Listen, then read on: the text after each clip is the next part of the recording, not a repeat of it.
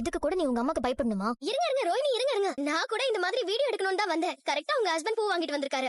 கொஞ்சம் வெயிட் பண்ணுங்க. மீனா, ரவி வந்துட்டானா? உள்ளதா இருக்காரு. வந்துட்டாரு. என்ன நீங்களும் பூ வாங்கிட்டு வந்திருக்கீங்க? அது நானே பூவை வச்சு ஒரு வீடியோ எடுக்கணும்னு நினைச்சேன். ஒரு ட்ரெண்டிங் மேட்டர். அது அப்புறமா சொல்றேன். ரவி ரவி, என்ன நீங்களும் பூ வாங்கிட்டு வந்திருக்கீங்க? ஸ்ருதி, வீட்லயே நான் ஒருத்தி இருக்கேன். என்கிட்ட கேட்டா பூ கொடுக்க மாட்டேனா? ஏன் உனக்கு வியாபாரம் வரும்னு பாக்குறியா?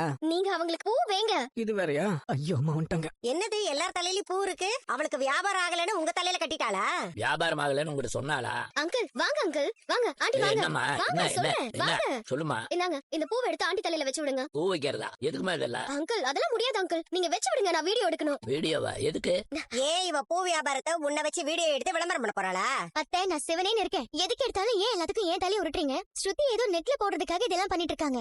வீடியோ எடுத்து சோஷியல் மீடியால போடணும். இன்னைக்கு அதுதான் ட்ரெண்டிங்கே. ஹஸ்பண்ட்ஸ் வைஃப்க்கு பூ வச்சு விடுற மாதிரி போஸ்ட் போடணும். அதனால நம்மளும் போடலாம். ஆமா ஆண்டி, நான் தான் வாங்கி கொடுத்தேன். சரி, நான் போய் போஸ்ட் பண்றேன்.